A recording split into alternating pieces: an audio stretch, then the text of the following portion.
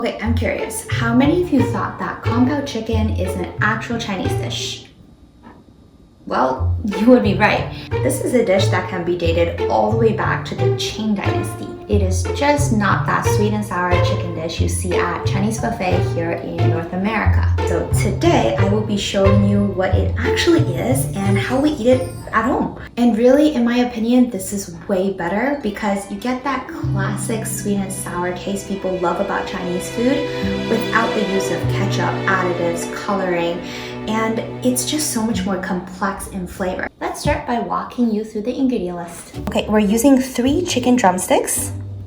For blanching the chicken, you will need water and some cooking wine. For marinating and pan frying the chicken, you will need a combination of cornstarch as well as normal flour, some cooking wine, peppercorn powder, sugar, salt, and half of an egg.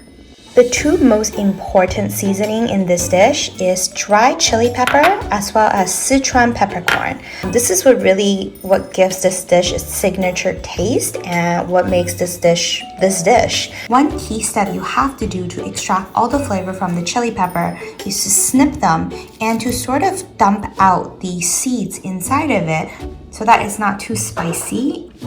Sichuan peppercorn can be found in any Chinese grocery store. For those of you who's never tried it, they are a lot more intense than the black peppercorn. They have a numbing effect and they make your tongue feel a little bit tingly. So if you're not a fan, you don't have to put as much, but give it a try. It's super, super fragrant. This is the Chinese cooking holy trinity of garlic, ginger, and green scallion. This is another signature element of the Sichuan dish. They use peanuts to add an extra level of crunch. This is the secret to traditional Chinese sweet and sour dishes. We have the 4 quintessential ingredients: sugar, cooking wine, soy sauce, as well as black vinegar. Step 1, we are going to debone the chicken meat from the drumsticks. And while that's happening, I'm going to boil some water along with the cooking wine. How I like to debone is I like to hold it up top with my left hand, poke a knife in just next to the bone, cut it down, cut it off. For those of you who's not used to deboning, I find this to be the easiest way. Now you can clearly see the bone, so you can pick either side. Let's go to the right, poke another hole, and just gently cut around the bone like this. Now you flip it over, you take your knife and you kind of scrape it down like this until it doesn't go any farther.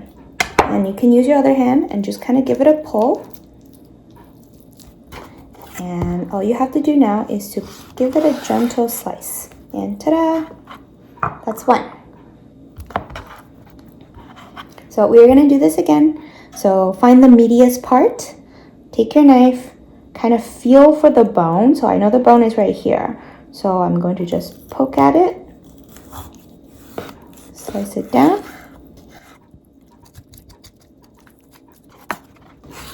That's piece number 2. What I'm going to do next is we are going to keep the skin and we are going to cut these up into about the same size as the bell pepper. So maybe like this big, and you want to keep the size as even as possible, okay? So there's a story behind the name Kong Pao chicken, and many Chinese people don't even know the story. I had to Google it too. So supposedly in the Qing dynasty, there was a little boy who was playing in his yard, which happened to have like a huge tank of water. And he was playing there and he fell in and he almost drowned. And this old man saw him and saved him. So this little boy grew up to work for the palace, which is like the government at the time. And he ended up becoming a government official. And his title was called Gong Bao, which I guess it translates to palace and protect. So I'm assuming it's a role where he protects somebody, but it's an important position. So that was his ranking. And he decided to go thank the old man who saved him. So he visits this old man's house and he showed him his gratitude, and this old man wanted to treat him to some home food. and the old man made this dish, and this little boy, well, this man now, he was like, oh my gosh, this dish is so good. So he went home and he asked his chef to make this dish. And over time, people started associating this dish with the person who loves it the most, this person whose role was the Gong Bao. So this dish in China is called Gong Bao Ji Ding, which translates to Gong Bao chicken dice. So Chinese cuisine is actually quite technical. There are 8 family of cuisine style. One of them, it's called Chuan Cai, which comes from the area of Sichuan. And their characteristic is spiciness and numminess, which requires chili pepper and Sichuan peppercorn. To make the marinade, we are going to first combine everything except the 2 powders. Half of an egg, salt, sugar, peppercorn powder, cooking wine. Give that a stir. To make the sweet and sour sauce, we are going to combine these 4 ingredients together. Soy sauce, black vinegar, cooking wine, and some sugar. Going to give that a mix. We are going to fry our peanuts. Turn your heat to about a medium-high. Peanuts burn extremely quickly, so you want to be on the low end. We just want to see like the tiniest bubble. Add in enough oil to cover the base of the pan. So back in the days when people drank, they like to have side dishes, and this is one of people's all-time favorites, and my dad loves making this. So this is something that's fun to have on the side as a snack. Trying to see if there are little bubbles.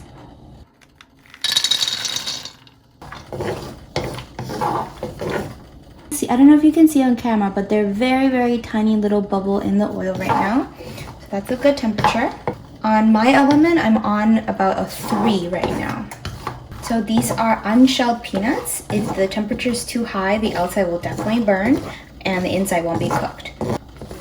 So you're just waiting for the peanut shells to turn a little bit darker in color and for them to start all cracking like this. This generally will take about 5 to 10 minutes.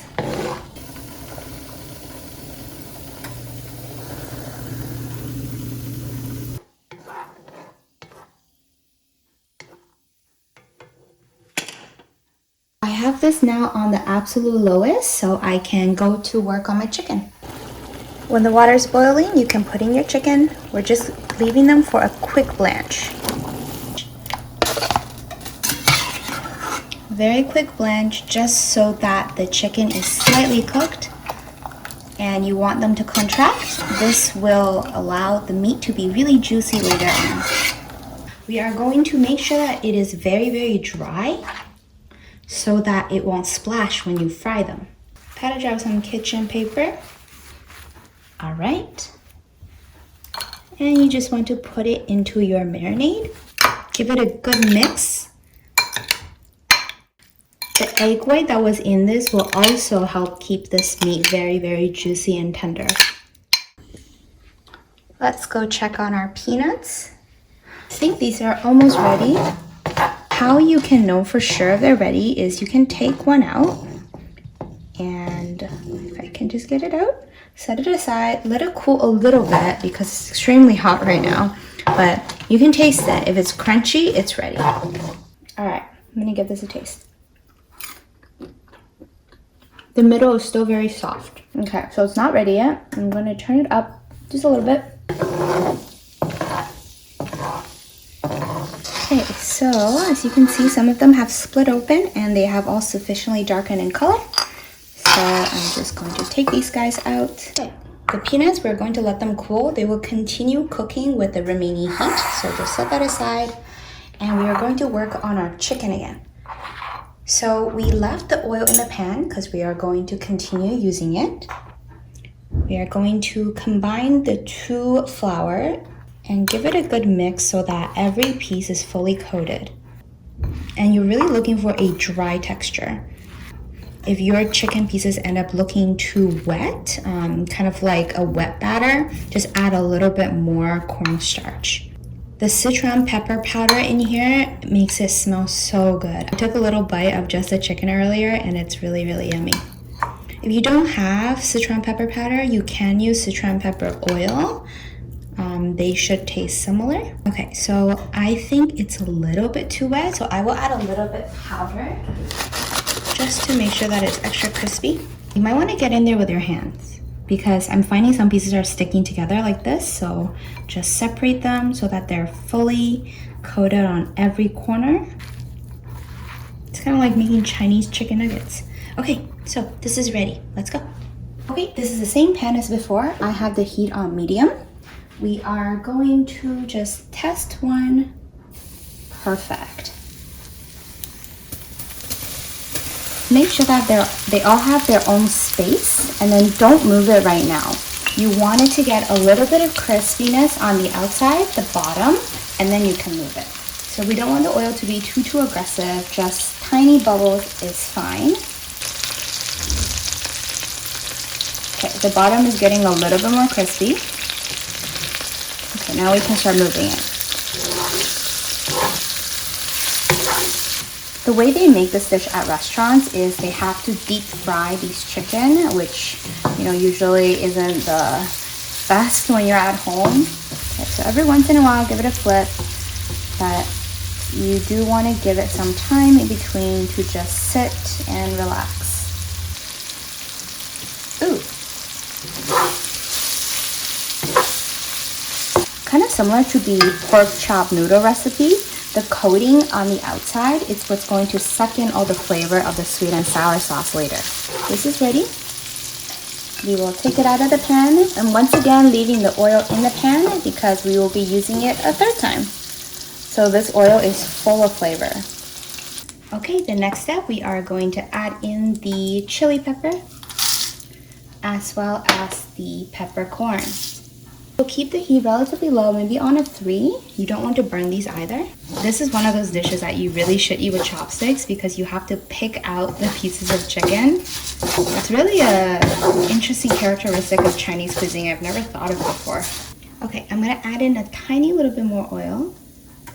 When you feel like all of the citron peppercorn has released its scent, and you can tell just by taking a whiff, we are going to turn it up a tiny little bit, and we will add in the Chinese holy trinity of ginger, garlic, as well as the scallion whites. And that's why I say this variation is so much more complex, because just these 3 ingredients alone add so much fragrance. This is really that classic Chinese restaurant scent. You can see that some of the chili pepper has darkened in color. We are going to turn it down before it burns. As soon as you see the white scallion is wilting a little bit, you can add in the chicken.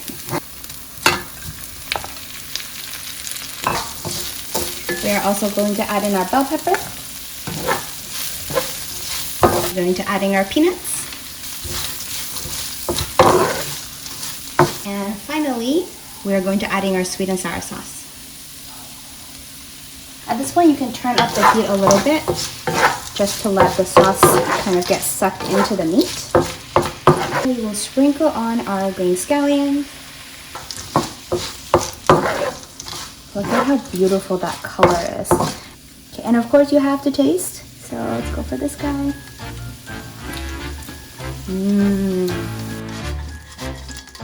Thanks for that!